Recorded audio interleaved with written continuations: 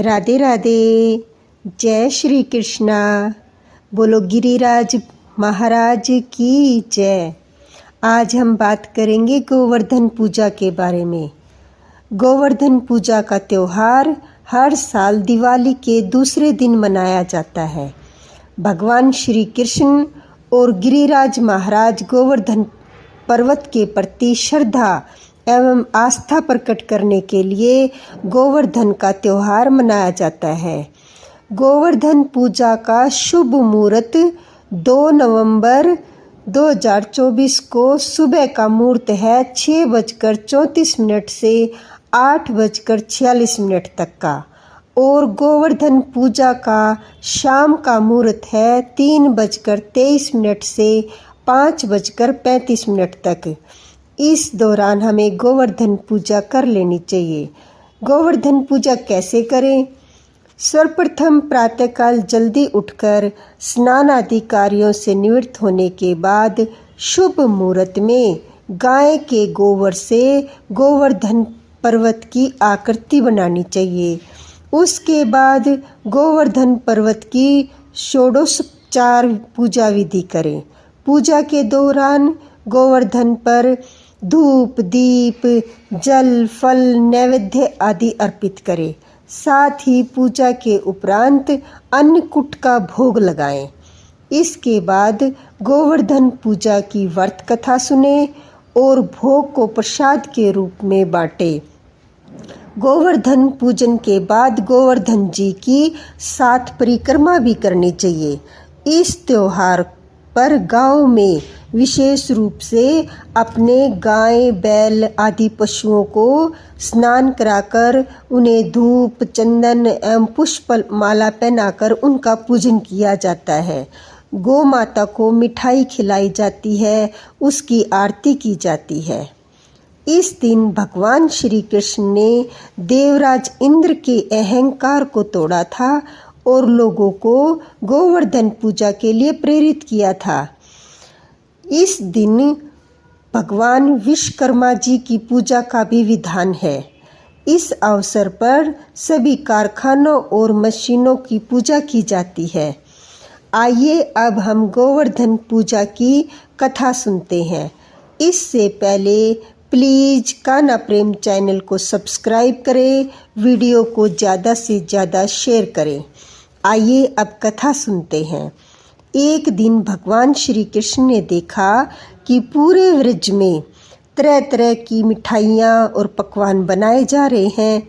उन्होंने ये सब माता यशोदा से पूछा।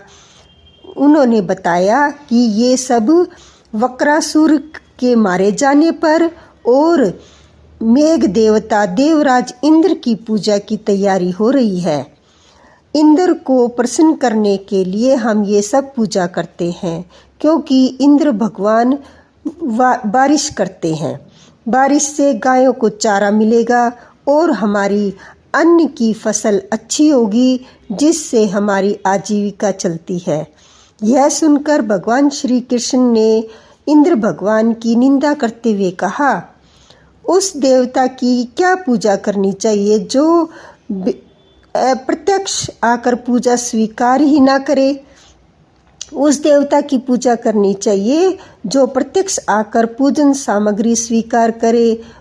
गोपों ने यह वचन सुनकर कहा, कोटि कोटि देवताओं के राजा की इस तरह आपको निंदा नहीं करनी चाहिए। श्री कृष्ण ने कहा, इंद्र में ऐसी क्या शक्ति है जो पानी बरसाकर हमारी सहायता करेगा? उससे तो शक्तिशाली तथा सुंदर यह गोवर्धन पर्वत है जो बारिश का मूल कारण है। इसकी हमें पूजा करनी चाहिए। भगवान श्री कृष्ण के बातों में फंसकर सभी ब्रजवासियों ने गोवर्धन पूजा की तैयारी शुरू कर दी। चारों ओर धूम मचा दी। उसके बाद नंद जी ने गोप गवालों के साथ एक सभा बुलाई।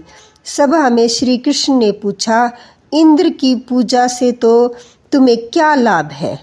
चौमासे में के सुंदर दिन आएंगे, मगर गोवर्धन पूजा से हमें क्या लाभ होगा? उत्तर में श्री कृष्ण ने गोवर्धन की खूब प्रशंसा की और उन गोप गोपियों की आजीविका एकमात्र सहारा गोवर्धन पर्वत को बताया। भगवान की बात सुनकर सभी व्रजमंडल बहुत प्रभावित हुए और उन्होंने अपने अपने घरों में आकर सुंदर मिठाइयाँ पकवान आदि बनाए, पर्वत की पूजा की तैयारी की। इस प्रकार श्री कृष्ण भगवान द्वारा बताई गई विधि से गोवर्धन पूजा की। भगवान की पूजा से ब्रजवासियों द्वारा अर्पित समस्त पूजन सामग्री को गिरिराज महाराज ने स्वीकार करते हुए उन सब लोगों को खूब सारे आशीर्वाद दिए।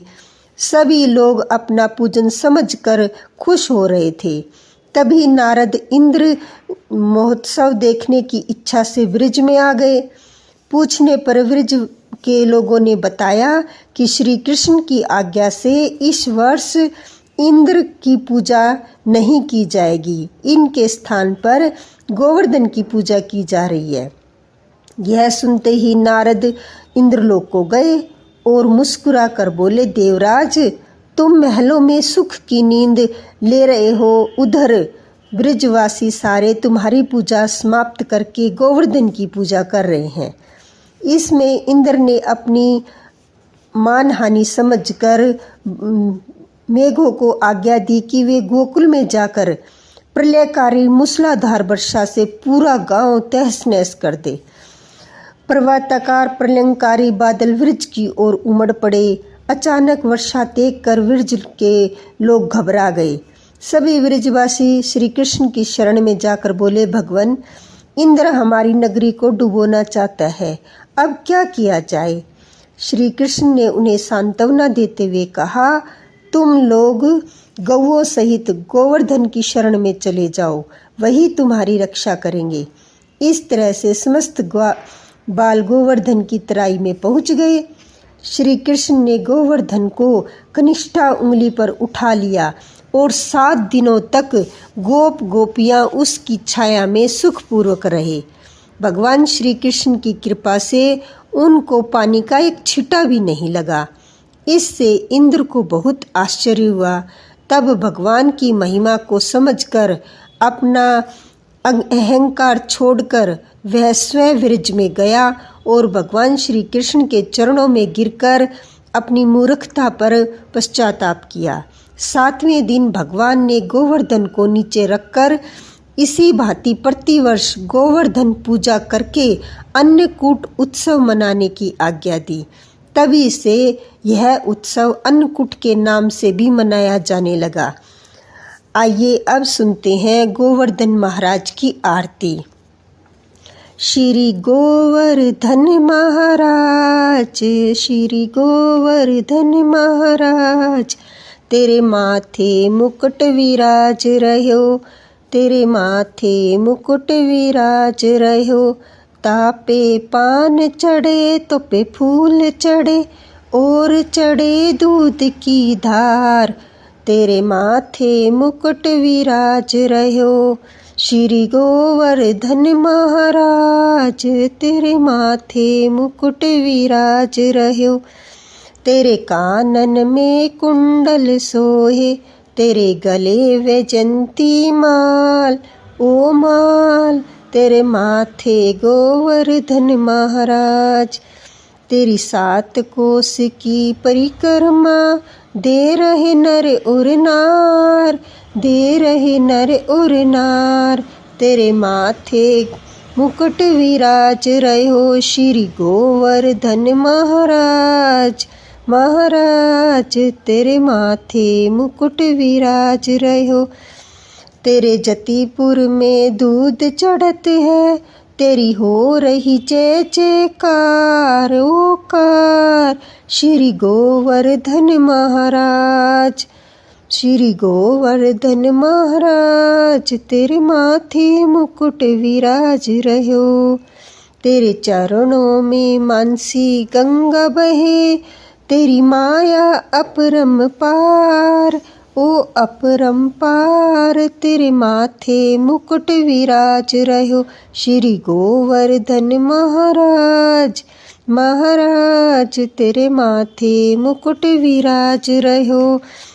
ब्रजमंडल जब डूबत देखा, ग्वाल बाल जब व्याकुल देखे, लिया नख पे गिरवर धार, ओ धार तेरे माथे मुकुट विराज रहो, श्री गोवर्धन महाराज महाराज तेरे माथे मुकुट विराज रहो। वृंदावन की कुंज गली में वो खेलत रहो नंदलाल, ओ नंदलाल तेरे माथे मुकुट विराज रहो, श्री गोवर्धन महाराज महाराज तेरे माथे मुकुट विराज रहो। चंद्र सखी बज बाल गुआ कृष्ण छवि, तेरे चरणों पे बलिहार, ओ बलिहार तेरे माथे मुकुट विराज रहो, श्री गोवर्धन महाराज महाराज तेरे माथे मुकुट विराज रहो। बोलो गोवर्धन महाराज की जय, कृष्ण भगवान की जय। राधे राधे।